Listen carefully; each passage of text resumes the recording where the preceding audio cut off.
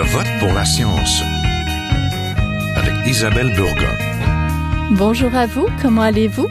En raison du froid, nous restons plus souvent à l'intérieur. Des études scientifiques l'attestent, les domiciles et les moyens de transport peuvent être des milieux propices à la transmission de la COVID. Une forte densité de personnes liées à un faible taux de ventilation générerait une transmission d'aérosols, des particules de moins de 5 micromètres. C'est pourquoi plusieurs experts nous alertent avec l'hiver que nous devrions mieux contrôler la circulation de l'air de nos édifices publics, particulièrement au sein des écoles. Une récente enquête du quotidien Le Devoir a d'ailleurs montré que la qualité de l'air n'était pas optimale dans certaines classes.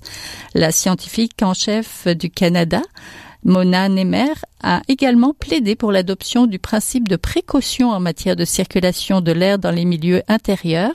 Il faudrait donc ventiler plus et plus souvent tous les milieux fermés, en commençant par les classes, mais aussi adapter les écoles aux crises sanitaires qui pourront survenir à l'avenir. Comment aménager les écoles en temps de Covid? Nous vous en parlons tout de suite. Restez là.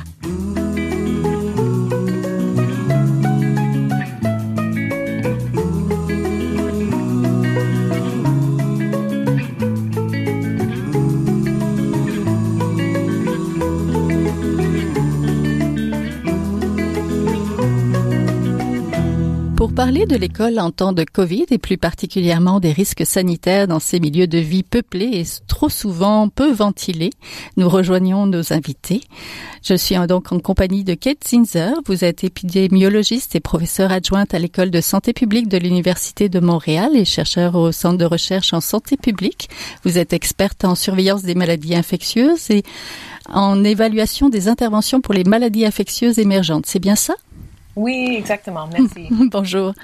Je suis aussi en compagnie de Wafa Sakar. Vous êtes ingénieure principale et présidente d'une compagnie professionnelle dans le domaine de la qualité de l'air intérieur des milieux résidentiels, commerciaux et institutionnels. Le nom de la compagnie, je pense que c'est SKI AI. C'est ça? Sky.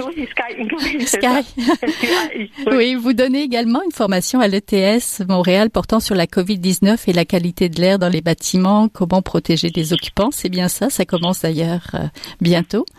Oui. Oui, hein? Oui, exact, oui. Et nous sommes en compagnie de Michel Camus. Vous êtes épidémiologiste en environnement. Vous êtes actuellement à la retraite et vous avez travaillé pendant 20 ans pour Santé Canada à titre d'épidémiologiste principal sur les effets des aérosols minéraux et chimiques sur la santé, les cancers respiratoires en particulier. Et vous êtes membre du collectif Stop Covid, c'est bien ça? En effet, oui. Bonjour. Donc, l'Institut national de santé publique rappelait récemment dans un avis qu'il semble exister une association entre la ventilation, les mouvements d'air dans les bâtiments et la transmission de certaines maladies infectieuses comme la rougeole, la tuberculose, la varicelle, l'influenza, le SRAS. Santé Canada a ajouté récemment les aérosols à sa liste de voies de transmission de la COVID. Des mécanismes de contrôle de la qualité de l'air intérieur seraient en place dans la presque totalité des établissements scolaires au Québec, communiqué récemment le ministère de l'Éducation. Ça vous rassure, Monsieur Camus? Non. Expliquez-nous pourquoi. Non, pas.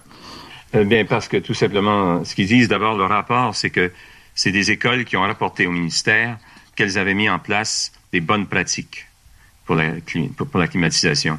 Alors, il y a 96% des écoles qui ont répondu qu'elles avaient mis en place des bonnes pratiques.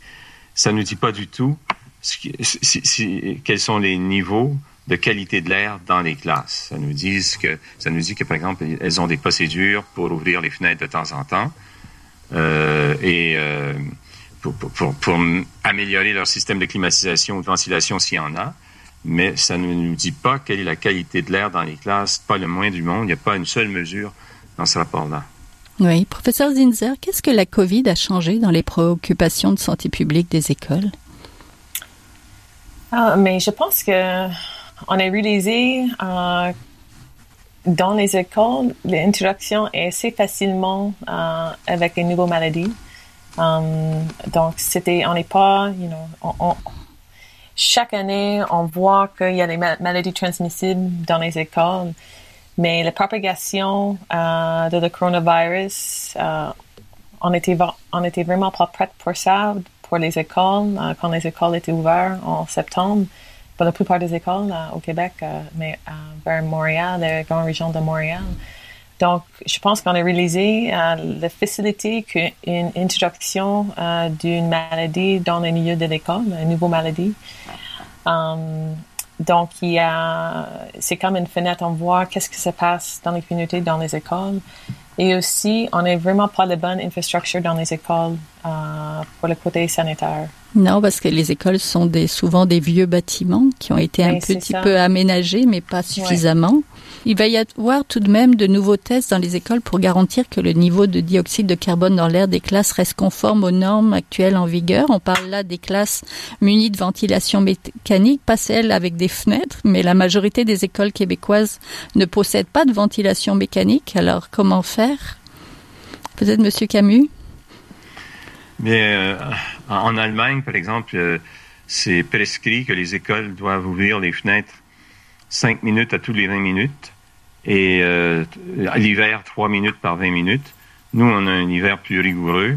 Il fait beaucoup plus froid certains jours. Alors, c'est pas toujours facile d'appliquer cela. Mais avec des détecteurs de CO2 dans les classes, on pourrait dire, lorsqu'on dépasse un certain niveau, on ouvre les fenêtres, mais c'est mieux d'éviter de monter à un certain niveau, parce que c'est difficile ensuite de baisser le niveau. Mais nous, on l'a vu dans notre étude clandestine, je peux dire, que lorsqu'on ouvrait les fenêtres, le niveau de CO2 pouvait baisser assez rapidement. Mais c'est pas toujours possible. Oui, le niveau de CO2 recommandé, normalement, est de combien? Doit être de combien? Mais je pense que la norme pour les bâtiments scolaires, je me souviens pas du chiffre exact, mais c'est 700 ppm au-dessus du niveau de bruit, c'est-à-dire du niveau extérieur. Mm-hmm. Ce 700 ppm-là de CO2, c'est du CO2 qui a été généré par les gens qui sont dans un local. Donc, c'est pour ça qu'il faut que ça soit au-dessus d'un certain niveau. Donc, et le bruit de fond, c'est autour de 450 à peu près, 410 selon les régions, peut-être même jusqu'à 500 dans certains coins de Montréal. Alors, oui. Oui, donc au de ça, des études ont montré que l'augmentation de la ventilation, notamment au moyen de systèmes de ventilation mécanique, peut réduire l'incidence de maladies respiratoires. Une bonne ventilation des endroits densément peuplés serait à encourager donc pour lutter contre la transmission de l'actuel coronavirus. C'est pas moi qui le dis, c'est l'Agence de santé publique du Canada qui le dit. Madame Saccard, comment on fait pour améliorer cette transmission, en fait, pour lutter contre la transmission, améliorer cette ventilation-là? Ça, c'est vraiment, il faut augmenter le taux d'air frais. Et ça, c'est les écoles, ils ont des systèmes de ventilation. Il faut augmenter l'apport d'air frais et il faut éliminer ou minimiser la recirculation de l'air pendant cette période de pandémie. Pour les écoles qui n'ont pas de système de ventilation, la plupart des écoles, ça c'est l'ouverture des fenêtres. Mais comme ça, c'est dans le temps qu'il fait froid, c'est vraiment impossible de maintenir une température confortable dans la salle de classe. Les fenêtres sont ouvertes. Il y a d'autres stratégies proposées maintenant par plusieurs institutions. Harvard, ils ont publié un guide. Ils ont mentionné qu'on peut améliorer par l'utilisation des purificateurs d'air portatifs. Oui. Ces purificateurs d'air sont dotés de filtres haute efficacité EPA et peuvent réduire l'exposition aux aérosols pour les occupants des bâtiments. Cependant, il faut faire attention lors du choix d'un appareil pour s'assurer qu'il est de la bonne taille pour la pièce où il sera utilisé.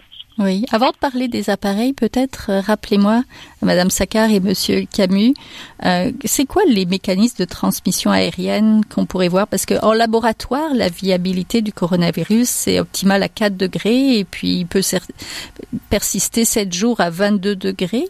Donc, c'est une menace qui est pas à négliger, la transmission du virus sous forme d'aérosol. Mais dans les classes, c'est quoi les mécanismes de transmission aérienne? Madame Saccard, peut-être? Oui. Oui, c'est transmission par aérosol est une des voies de transmission. Parce qu'il y a d'autres voies, mais une des voies. Et c'est causé par des petites gouttelettes, qu'on appelle des micro-gouttelettes, qui peuvent rester en suspension dans l'air pour longtemps. C'est à cause de leur petite taille. Alors, le virus se présente dans l'haleine expirée d'une personne infectée et peut être transporté dans l'air pour se disperser dans une pièce et rester pendant des heures. Ce virus aéroporté peut infecter même les personnes qui n'ont pas eu de contact étroit avec la personne infectée. C'est un risque particulier dans les bâtiments mal ventilés où la concentration d'aérosol peut s'accumuler. Monsieur Camus, j'ai vu que le collectif anti-Covid s'est intéressé aux masques, justement peut-être pour limiter la transmission du virus. Vous êtes sûrement heureux que maintenant les élèves portent des masques dans les classes? Oui, évidemment, c'est un mieux, mais ça ne suffit pas. Parce que, effectivement, oui, c'est-à-dire que les enfants dans une classe, évidemment, peuvent transmettre le virus soit par toucher des objets communs, soit avec des plus grosses gouttelettes quand ils sont proches les uns des autres, à moins de 2 mètres, grosso modo, soit justement par les aérosols. Le masque convient bien pour les grosses gouttelettes et pour les aérosols, seulement pour les plus gros. Pour les plus petits, c'est moins évident. Ça va diminuer peut-être un peu, mais beaucoup moins la transmission. Donc ça suffit pas. Il faut améliorer la ventilation, comme disait Dr. Saccard, dans les classes. Et le CO2, dans la mesure où ça mesure d'une manière inverse, il y a une relation inverse entre le niveau de CO2 et la ventilation dans la classe, l'apport d'air frais. Moins il y a d'apport d'air frais, plus le CO2 s'accumule et plus le niveau est élevé. Eh bien, dans ce sens-là, s'il y a une personne qui a la COVID et qui est à un stade infectieux dans la classe, elle peut transmettre plus facilement, elle est plus contagieuse d'une certaine façon si le niveau de CO2 est plus élevé que si le niveau de CO2 est plus faible. C'est un indice, en fait, de prendre le CO2, oui. C'est ça? Oui, exact. C'est du dépistage. Si vous voulez appeler ça, oui. C'est la surveillance environnementale, mais c'est bon. Donc, Madame Saccard, oui. Comment on contrôle et on intervient pour prévenir donc la transmission du coronavirus? Quelles sont les mesures peut-être applicables dans les écoles? Mais c'est ça, c'est ventilation. Ventilation, c'est la première chose. Après, ce qui remplace un peu la ventilation, c'est la filtration. La filtration, s'il y a de systèmes de ventilation, il faut augmenter la efficacité de filtration de l'air circulé. Ou s'il n'y a pas de système de ventilation, il faut, comme j'ai mentionné, utiliser des purificateurs d'air. Ça, c'est filtrer l'air. Mais c'est comme un purificateur portatif qu'on peut installer dans les salles. C'est comme il donne de changements d'air. C'est augmenter la qualité, améliorer la qualité de l'air. Monsieur Camus, au collectif, qu'est-ce que vous êtes intéressé donc à l'aération des classes? Qu'est-ce que vous recommanderiez ou est-ce que ça serait de ouvrir les fenêtres? Est-ce que ça serait de ventiler? Est-ce que ça serait de nettoyer l'air? C'est quoi qu'il faut faire concrètement? Quand il fait pas trop froid dehors, ouvrir les fenêtres et la porte, il faut que les deux soient ouverts.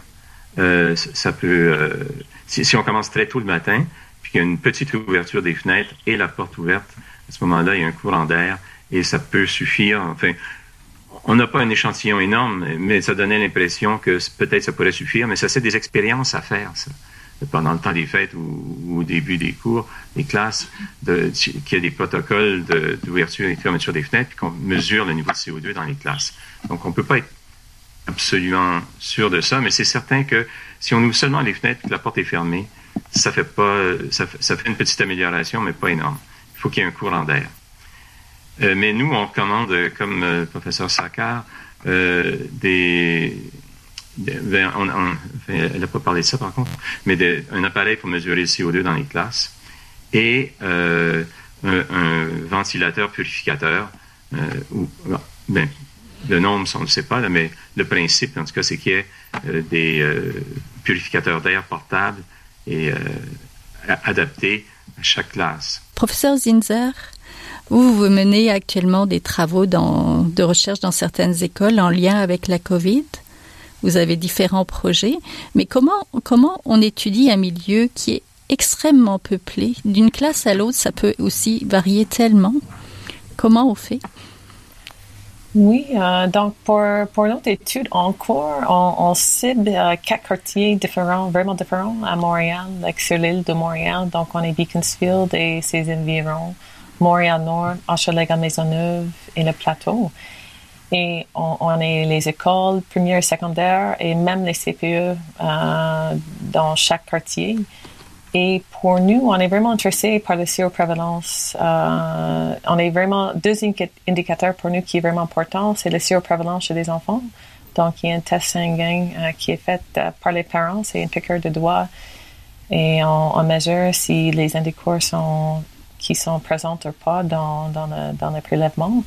Et la deuxième mesure, c'est vraiment la santé mentale chez les enfants. Mais en partie de ça aussi, on collecte aussi l'information de l'école, quelles mesures ils prennent dans les écoles, dans les CPE, aussi pour la circulation de l'air, c'est quoi leur système, est-ce que les fenêtres ouvrent. Et on va voir dans notre analysis, est-ce qu'on voit une différence, parce que quand même il va y avoir un genre une clustering, c'est sûr. Pour les enfants qui dans les mêmes écoles ou le même CPE, est-ce qu'on voit une différence entre les écoles dans le même quartier et même traverse les quartiers différents? Est-ce qu'il y a une association assez présente aussi au niveau de les écoles, les mesures, etc. Donc on va voir, mais c'est quand même ça prend d'informations, ça prend une collecte de données pour comprendre qu'est-ce que se passe dans les écoles et dans les CPE. Concrètement, là, il faut être, parce que les milieux sont très diversifiés, d'une école à l'autre et même d'une classe à l'autre, probablement. Oui. Et malheureusement, on ne collecte pas le côté de fidélité aussi, est-ce que les consignes sont vraiment bien suivies. Je pense que ça va être vraiment intéressant de savoir, est-ce que... d'avoir plus d'informations sur ces milieux-là. Oui, sur ça. Oui. Madame Saccard, la ventilation mécanique dans les écoles, est-ce qu'on peut l'améliorer par un filtre qu'on pourrait installer dans cette ventilation-là, ou ça prend justement une machinerie supplémentaire? Non, pour les écoles qu'ils ont le système de ventilation, c'est pas nécessaire d'avoir, c'est juste augmenter l'apport d'air frais. Et le filtre, c'est si on veut utiliser, parce que normalement de laisser l'air frais 100% de l'extérieur quand il fait froid, on n'a pas la capacité de chauffer. Oui. Alors pour ça, c'est normalement on fait recirculer à peu près 80% de l'air. Mais c'est ça ici, c'est le problème. Si on veut recirculer, il faut mettre un filtre de haute efficacité, ou au moins il y a efficace. Il dit, pour ne pas entrer dans les chiffres, c'est l'air 13. Ça, c'est le minimum pour le mettre, pour l'air recirculé soit nettoyé avant de retourner. C'est ça, retourner dans le classe. Alors c'est ça ce qu'il faut faire. Oui, parce que ça sert à rien que ça soit le même air qui circule d'une classe à l'autre, finalement. Non, ça c'est en principe, je dis, il faut pas recirculer l'air. C'est ça, c'est dit que normalement on fait recirculation. Maintenant, temps de pandémie, il faut pas recirculer. Mais c'est quand il fait froid, on peut pas. Alors si on veut recirculer, il faut filtrer. Oui. Et filtrer adéquatement. Madame Saccard, vous donnez une formation à l'ETS qui porte sur la COVID-19 et la qualité de l'air dans les bâtiments. À qui elle est destinée, cette formation-là, d'abord? En fait, cette formation s'adresse à tout le monde. Donc, c'est compte tenu des multiples modes et circonstances dans lesquelles la transmission de ce virus se produit. Les stratégies de prévention et d'atténuation des risques nécessitent vraiment une collaboration entre les concepteurs, les propriétaires, les gestionnaires de bâtiments, hygiénistes industriels, les spécialistes de la prévention, infection et évidemment les usagers des lieux. Une partie, c'est comment protéger les occupants. Je suppose que ça doit varier selon les milieux. comment protéger, parce qu'il faut que ça donne vraiment toutes les informations, c'est porte sur tous les voies de transmission et comprendre bien comment on peut l'attraper et comment se protéger. Alors ça, c'est, je pense. Et après, c'est pour les bâtiments, c'est toutes les mesures. On parle de ventilation, tout ce qui est publié par l'HRE, ce qu'on utilise dans le code de bâtiment aussi, c'est on va faire l'HRE. Alors, c'est entrer dans des détails comme ça pour les gestionnaires des bâtiments ou les gens qui s'occupent de l'exploitation des bâtiments. Et je parle aussi des écoles, parce qu'il y a beaucoup de guides qu'ils ont publiés par des centres de recherche concernant les écoles. Alors, c'est vraiment, j'ai essayé de couvrir tout. C'est pour donner tout ce qui est comme information utile pour tout le monde. Et vous avez déjà des inscriptions? Ah, beaucoup. C'est ça, l'été prévu juste pour une journée et maintenant c'est une demande de le répéter 3 fois. Alors on a inscription jusqu'à mois de mars, c'est comme 3 cours. Répéter 3 fois, oui. Pensez-vous que... Monsieur Camus est intéressé, donc Monsieur Camus, peut-être que on va mettre le lien pour les personnes intéressées sur la page de l'émission. Est-ce que vous pensez que ce genre de formation, c'est quelque chose qui est là pour rester pour les jeunes ingénieurs, par exemple, tout ce qui est qualité de l'air et circulation par rapport aux risques sanitaires? Parce que là, on parle ce matin ensemble de la COVID, donc du coronavirus, mais je suppose qu'il y a eu des virus avant, il y en aura après. Donc, il faut être de plus en plus vigilant, je suppose, d'assainir les milieux dans lesquels on vit, les écoles y compris. Madame. Oui, parce que c'est même l'HRE, l'équivalent de l'HRE aussi en Europe. Maintenant, ils proposent de faire une révision des normes de ventilation. Parce qu'ils disent c'est pas juste maintenant, ça peut arriver une autre fois. Alors, vraiment, il faut adapter les nouveaux normes pour être préparé pour une pandémie comme ça. Comment on aménage les écoles pour améliorer donc la circulation de l'air et les personnes qui les fréquentent pour éviter de tomber malade, professeur Zinsser? Je pense que ça c'est les questions clés. Ça prend des ressources. Comme vous avez mentionné, c'est vraiment l'infrastructure vraiment vieux. Donc, je pense qu'il y a beaucoup d'investissements, ce qui est vraiment nécessaire pour assurer, pour comme mes collègues dit, pour les qualités d'air est vraiment important. Donc, les fenêtres, il y a beaucoup d'écoles qui les fenêtres ne s'ouvrent même pas, même pas complètement. Donc, je pense qu'il y a plusieurs points pour les mesures sanitaires qui est vraiment important, pas pour juste le COVID, mais en général pour la santé des enfants, la santé des professionnels dans les écoles, qui était vraiment souligné avec cette pandémie. Et il faut qu'il y ait un meilleur investissement dans les écoles, dans l'infrastructure dans les écoles. Oui, on parle beaucoup du coronavirus, mais on pourrait parler de pollution, de différentes particules. On a parlé des moisissures aussi dans les écoles, qui est un problème criant. Les écoles sont pas des milieux forcément très sains à respirer. Peut-être Monsieur Camus? C'est vrai au Québec, en tout cas. C'est vrai dans les édifices qui sont dans les bâtiments qui sont vieux et qui ont été pour lesquels il y a eu peu d'entretien. Mais donc il faut y aller là dans le cas par cas parce qu'il y a beaucoup d'écoles où l'air quand même est correct et tout ça. Mais je pense je dois avoir compris que la plupart des bâtiments, bien qu'il y en ait ailleurs, en mauvais état, sont concentrés à Montréal et souvent dans des quartiers défavorisés. Évidemment. Oui. Donc, il faut cibler davantage ces endroits-là pour commencer, je crois. Oui, Madame Saccard, juste pour terminer, on a parlé des écoles, mais les auditeurs qui nous écoutent peut-être aimeraient savoir c'est quoi la première chose pour eux qu'ils pourraient faire dans leur milieu de travail ou dans leur milieu de vie. Qu'est-ce que vous recommanderiez là pour quelque chose pour quelqu'un qui nous écoute? Oui. Pour le COVID. Oui, mais ça, c'est vraiment de faire attention aux ventilations et de porter les masques. Parce que maintenant, c'est pour tous les voies de transmission, le masque aide. Alors, il faut porter les masques et vraiment occuper de ventilation. Parce que c'est surtout si on reste dans une place fermée et de limiter le temps qu'on passe ensemble. Je dis parce que il y a des études qui montrent que si on reste 15 minutes, il y a combien de chance pour être infecté, et si on reste une demi-heure, alors de limiter le temps de rester dans une place où il y a beaucoup de monde. Oui, de passer moins de temps ensemble, donc même alors, c'est vrai, oui. Que ça soit à la maison avec du monde ou à l'école finalement. Oui, c'est juste, il y a beaucoup de personnes dans une place qui est fermée, pas ventilée.